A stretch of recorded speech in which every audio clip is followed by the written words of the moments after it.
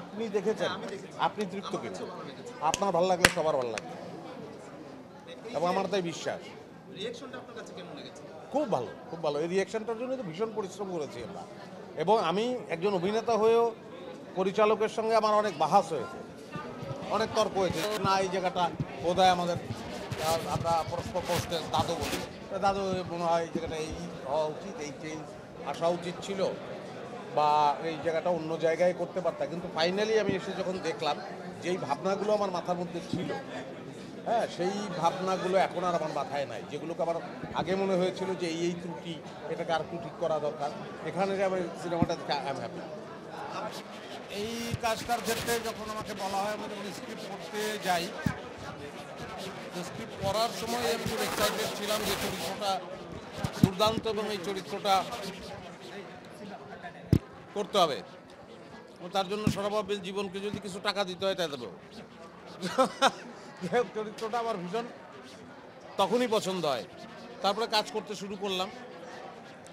আজকে হলে আসলাম, দেখলাম।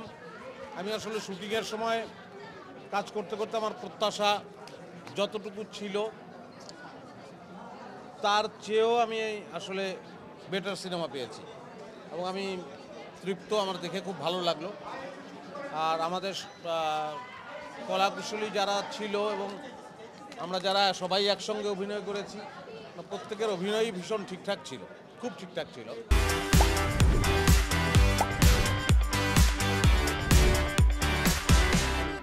খুব অল্প সময়ের মধ্যে নাটকগুলো আমাদের করতে হয়। নাটকে সৌরভ আহমেদ জীবনও অভিনয় করে, আমিও অভিনয় করি, সে পরিচালনা করে, আরও অনেক ডিরেক্টরই। এটা আমাদের পেশা।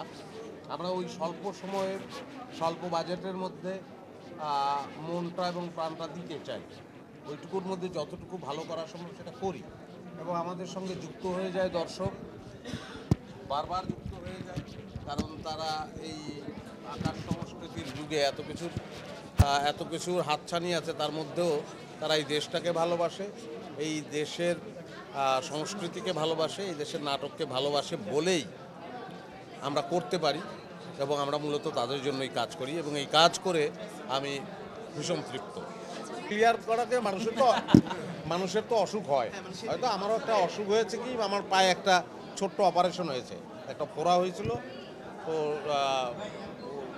ওটারই অপারেশন আর কি, ডাক্তার অপারেশন করেছে আর কি। সবাই দোয়া করবেন যেন ভালো হয়ে যায়, সুস্থ হয়ে যায়।